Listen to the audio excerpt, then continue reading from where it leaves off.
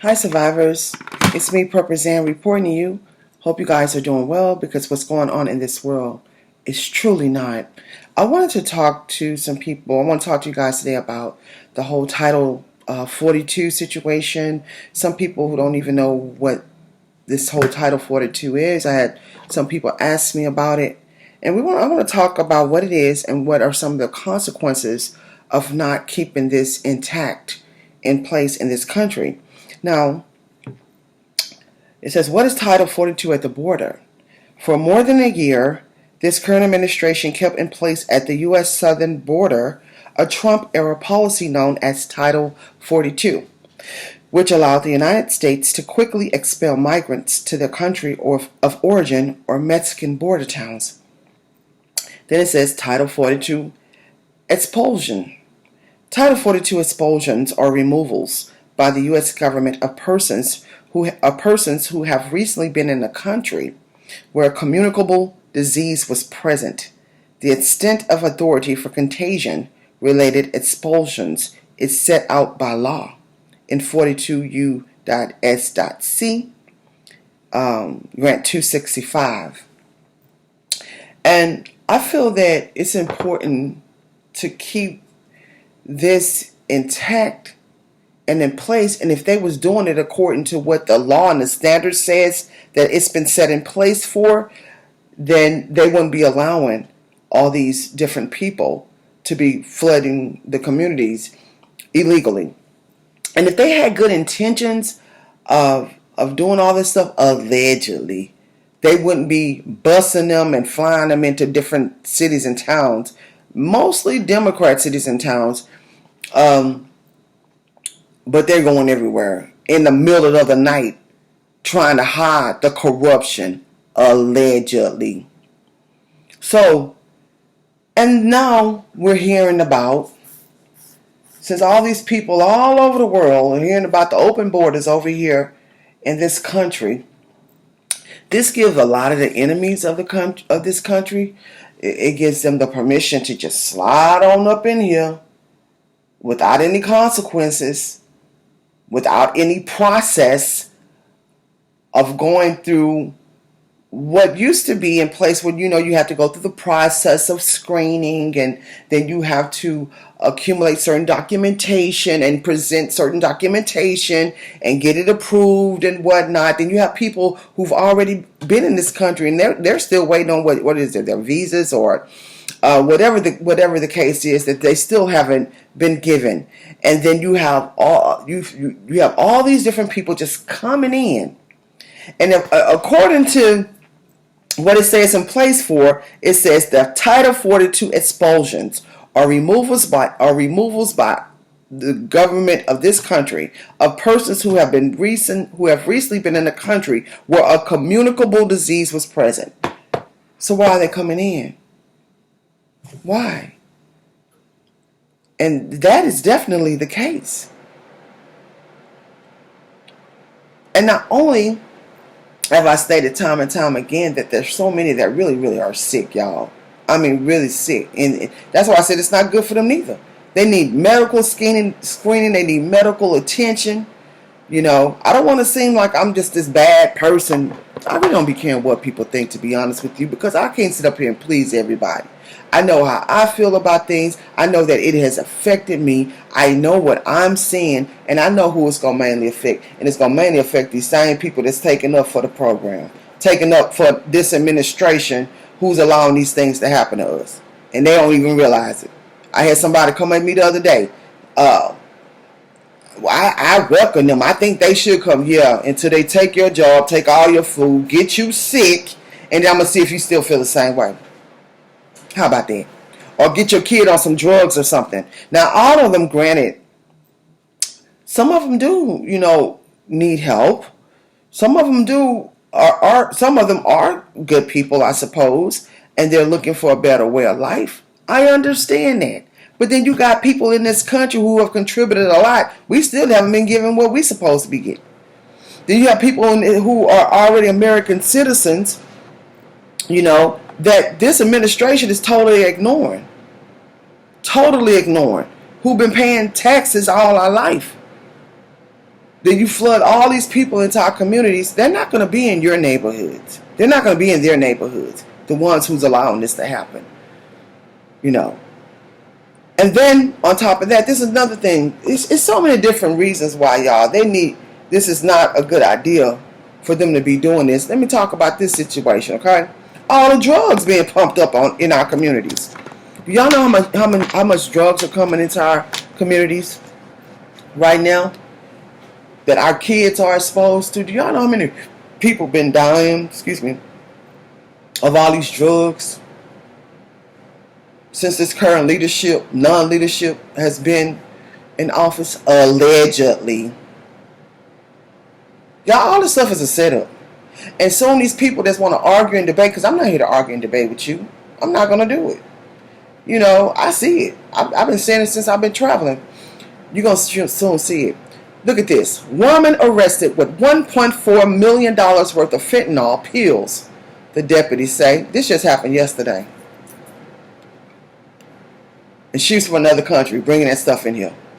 In Tucson, Arizona, authorities in Arizona arrested a woman with thousands of synthetic opioid pills. And this is another thing. A lot of these drugs are laced. So they're not even what people think that they're getting. And that's another reason that's causing so many deaths with it. In her possession during a traffic stop on Tuesday. Now, Arizona is another place that's right there on the border of Mexico. The Pima County Sheriff's Department reports detectives with the Border Interdiction Unit conducted a traffic stop near Interstate 10. And during the stop, officers said they found about 371,000 fentanyl pills. The driver of the vehicle was identified as 47-year-old Imelda Carter. The sheriff's department said Carter was turned over to federal authorities for further investigation and was eventually booked on multiple felonies. According to deputies, the pills recovered have an estimated street value of $1.4 million. I don't think this is the same case of another drug situation that occurred. I think it was yesterday. It was yesterday or the day before yesterday. They found this woman in the car with this young, I think he was like 2 years old, 4 years old, and she was high, all on these drugs that has been pumped into the country from people crossing the borders. We have some serious problems, y'all. Very, very, very, very, very, very serious. Extreme serious. And by the time most people who are not aware of what's going on find out, it's going to be too late for them. It's going to be far too late for them. And we have a lot that we have to deal with. Thanks to the people in the W House. Thank them for it. This is very concerning, y'all. This affects not only us, it affects our children. It's going to affect future generations. What they have done so far in the last, year and a half? Just the effects of all these things alone, we're going to have to be dealing with and suffer from. Unfortunately, for a very, very, very, very, very long time. Even if they get somebody right now in office and they're done with, right? And say this person is for good, and they try to undo all these things that they've done, it's going to take a long time, y'all. Just in this year and a half. Well, I'm going to say 2 years, because the agenda really started from the illness, huh? Or if it started from other things that, I'm not aware of that, but we knowingly know about the illness. All these things that we are now facing, from the shortages, the extreme food shortages, to the inflation. I mean, really, the list goes on and on and on and on and on. And now we might be facing a W-A-R, or put the world in front of it. Everything is leading up to it. Everything is leading up to it. They're going to make sure. So this is why it's important. Important. And then I didn't even mention, the weather manipulation allegedly. They're gonna make sure the crops affected, people's homes are affected, people are being displaced. It's a lot going on at one time, and it's kind of hard to keep up with it all. But I'm here to remind you. Put your seatbelt on. We're going for a long, long, long ride. A long, long, long ride. And if you guys not prepping and praying, I hope y'all still fasting with me. I know I'm still fasting for the entire month of April, all the way to May 2nd.